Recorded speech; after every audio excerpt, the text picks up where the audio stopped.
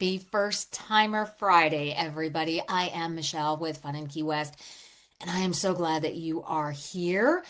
Today, we're talking all about where do those cruise ships come into Key West. So, when we start thinking about either you're coming in on a cruise and Key West is one of your port stops, or you're in Key West and you're trying to figure out where are those large ships going to tie up whenever they come into this southernmost point tip of the United States and say, oh, we're here for a little bit. We're going to walk through all of that. There are several and many. That's kind of redundant, isn't it? There are many cruise lines that still come into Key West. Before all of this stuff happened with COVID, there were a lot more ships that came in to Key West. And during the shutdown, what occurred and what happened was the waters cleared up. And I think you guys saw it around the world and saw it in a lot of other busy cruise ports. And so one of the consequences of that, and I think it's a good thing, is there's a limitation of how many cruise ships can be in Key West and where they can tie up at. You're going to see Royal, and I think Norwegian still comes in, and Carnival. You're not going to see Disney or anything like that. I haven't seen Disney for a while, but we're going to get into how can you know when those ships are going to be in, where they're going to be at. We'll get into that. There are 3 cruise terminals in Key West. You have Pier B, which is a private dock, and it's operated by a private development company. That's in front of, it used to be the Margaritaville Resort, but it's now over there, it's now there. So if you're orientating yourself, it's over there.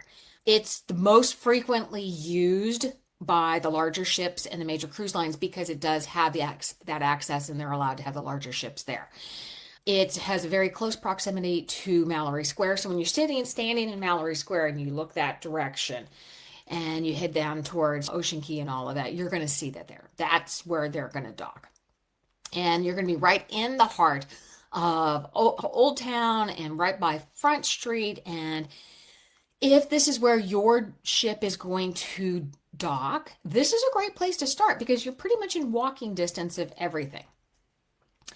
The next pier would be Mallory Square Dock. So when you walk over into Mallory Square and you see the big ships there, that's where they're going to dock.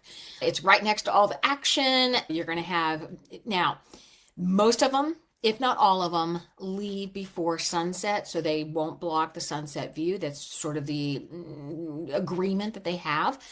They may be leaving as sunset occurs, but most of them are out away from the dock by the time sunset occurs.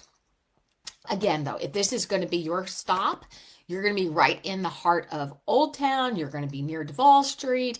You're going to step off of there, and you're going to have the opportunity to explore Mel Fisher's museum there and check out all of that. The shipwreck. You're going to be right next to the conch train and the old trolley, all of that.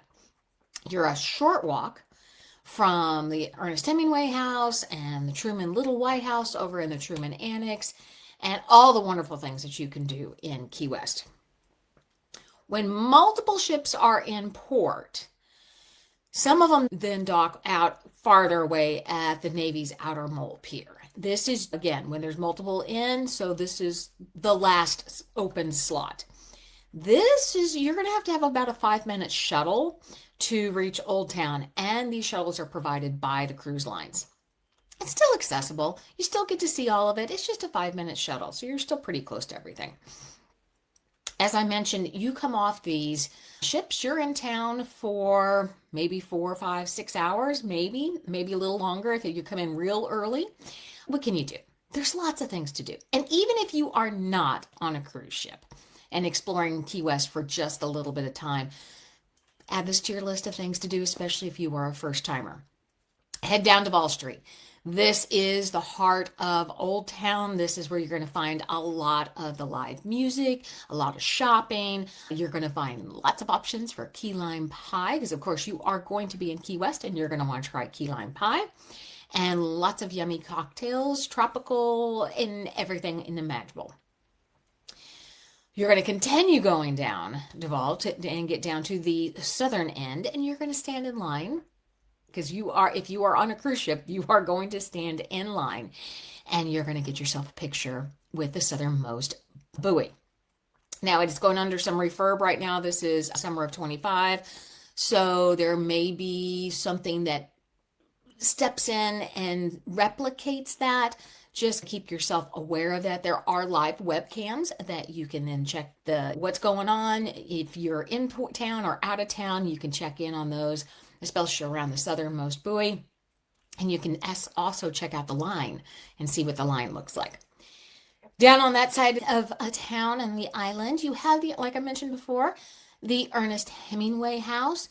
Go check out those 6-toed cats. They are all descendants from the infamous Snowball, who was the first polydactyl cat there at the home.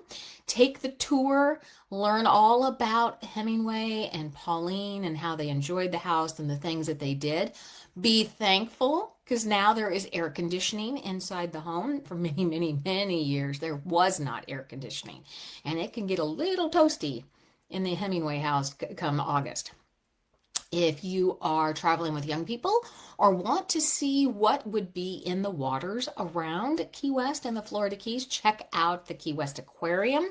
It was built back in like the 1940s, and it has this inside-outside vibe, and it's such a fun place to go check out. They have touch tanks and shark feedings and sea turtles. It's a fun place to stop in.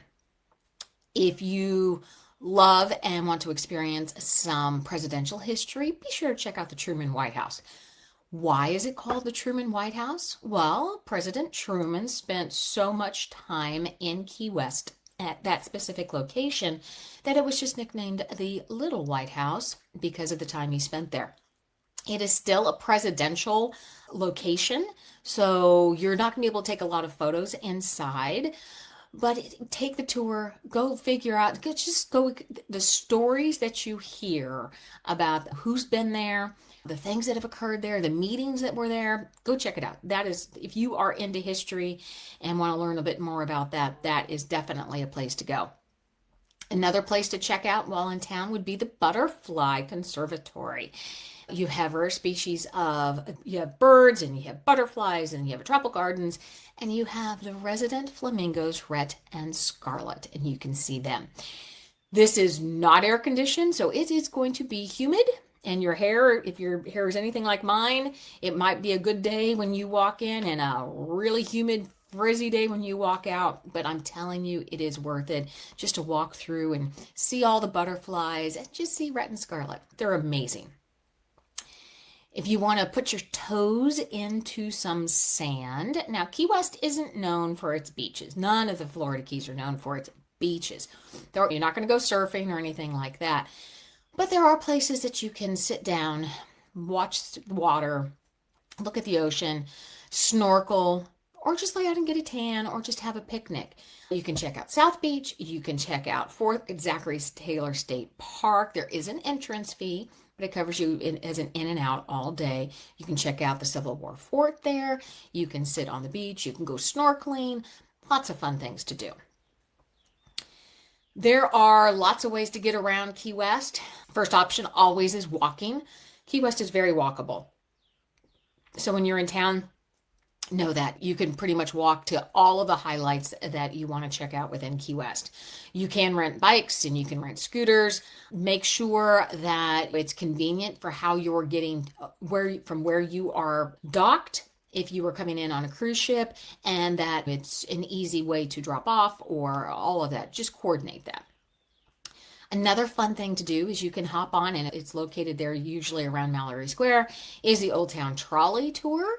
And that takes you to, I think, 13 stops. So not only Old Town, but you get to go out to Newtown and just get a really cool vibe and feeling of the island. So you can hop on and hop off and also listen to the guided tour. Another fun thing I love to do if you just want to take a tour of Old Town is hop on the conch train. To me, and you may or may not know this, but I'm a huge Disney fan. So to me, the conch train is the Jungle Cruise of Key West. Campy, humor, and so much fun. But it takes you around Old Town, hop on, hop off, and be able to just get the lay of the land and have fun. You can rent a golf cart. Keep in mind you're going to follow all those rules for parking and as like you are a car. So, and parking is at a premium in Key West. But if you're just wanting to go around and explore and not park, that's fun. If you can also head out and do a glass bottom boat tour, you might be able to, depending on how much time you're in town, maybe be able to do a snorkel tour, work with those tour companies and work with your cruise line and your travel advisor to make sure you're booking something that's going to make sure you don't miss your departure on that cruise. If you're in town, some of the cruise ships dock in very early. Then obviously you're going to want to start your day with some Cuban coffee. Be sure to head over to FunInKeyWest.com for a lot of our guides on how to order Cuban coffee and places for the best Cuban coffee, or check out our YouTube channel. We have lots of information over there. But you could start your day off with a Cuban coffee queen, and you head over to the seaport and they have that that iconic mural. Get your coffee, get your selfie, and to let everybody know where you are on that day. Of course, I'm going to tell everybody to head over to Sloppy Joe's. It's historic. I know. A lot of you say this could be a tourist trap, Michele. Yeah, could be. I don't know. I still like Sloppy Joe's. They do a heavy pour. They have good food, great music. The bartenders are amazing. I just like going in there. I like looking at all the flags from the ceiling, and I like the tile on the floor. I just like Sloppy Joe's. If you're looking for authentic Cuban cuisine, you can check out El Siboney or even take a food tour. I find that a lot of people that come into Key West, especially if it's a port call for a cruise ship, they don't do the food tours because you guys are getting such amazing food on the cruise ship. But if there's something specific that you aren't getting on the cruise ship and you want to try and indulge in on a local cuisine, be sure to check out one of those food tours. Of course, you can go shopping, get those souvenirs, grab some art. There's amazing art galleries in Key West, and they will ship them home to you, so you don't have to worry about bringing them back on the ship. And all kinds of cute craft kiosks are around Mallory Square, so be sure to check those out. So there's, like I mentioned before, there are now some policies that have been put into place about cruise ships and Key West. And so the cruise ship passenger limits within the city of Key West, and they are enforcing this, is a maximum of 1,300 people per day, which is for the larger ships. If you go to the city of Key West's website, they do have a cruise ship calendar. So you'll be able to check which cruise ships are in town on what day. And there's usually a good idea of time and also where they will be docked. Not all cruise lines stop in Key West consistently. Think Royal, think Disney, but they may periodically stop, so be sure to check those out. Of course, as with anything that happens in the tropics, weather conditions will determine sometimes docking schedules. Maybe they'll leave early or come in later depending on weather. So be aware that it's not all set in stone just because it's on the calendar. And if you are on a cruise ship and coming into Key West, and Key West is one of your ports, it's a good idea to book those shore excursions in advance, especially if you're heading over to places that, the things that everybody's talking about that fill up very fast. And I am 100% sure your travel advisor that helped you book your cruise will help you with that. Or you feel free to reach out to me and I'll give you some ideas. If you are wanting some insider tips on how to avoid some of the crowds, I've given you the highlight of where most of the crowd is going to go. But if you're looking for a little more quiet places, check out the Audubon House. It's right there off of Front Street, and it's this quiet place. John Audubon did not live there and did not own the home. He stayed there, and they have taken that as George Washington slept here. Well, John Audubon slept there. But you can see his art, and they have an amazing garden, and you can explore the house and the compound. It's a gorgeous place, and it's not very crowded most of the time. You can head over to the Fort East Martello Museum. You will need to get either an Uber or a cab or something to get over there. That is not an easy walk to do. And if you are into literature, of course, you have the Ernest Hemingway house, but you also have the Tennessee Williams exhibit. And there's a lot of memorabilia in there about his books and his plays and the movies and the connection to Key West. And you'll learn a lot about Tennessee Williams there. You can walk through the historic seaports. You can do the harbor walk. You can go from A and B Marina all the way over to the historic seaports. You can wander through Lazy Way and stop in at Schooner Wharf and listen to some live music. So there's a lot of ways just to wander and check that out. If you are with families, traveling with families on that cruise ship and you're in town, you can hit the Key West Shipwreck Museum. That's a fun thing to do. You can climb up to the very tippy top of the lookout and have an amazing view. And there's also playgrounds over at Higgs Beach. So whether you're coming into Key West on a cruise ship, or you're just in Key West for a day, or you're thinking about Key West and you're staying up farther up the Keys and you're coming down to Key West, a lot of this information pertains to your situation. But if you're coming in on a cruise ship, so it doesn't matter whether you're docking at Mallory Square, Pier B, or the Navy's Outer Mole, Key West welcomes cruise passengers.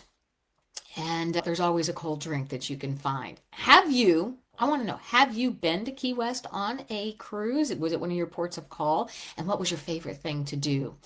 And here's what I find. I find that when people come into Key West for a day, either through a cruise ship or just on a visit as they're coming down from some other place in the Keys, they all of a sudden get bit by that Key West bug and they think, I got to come back. I got to spend some more time here. There is so much to see, so much to do that I absolutely need to come back. And I bet you guys, you are one of those people.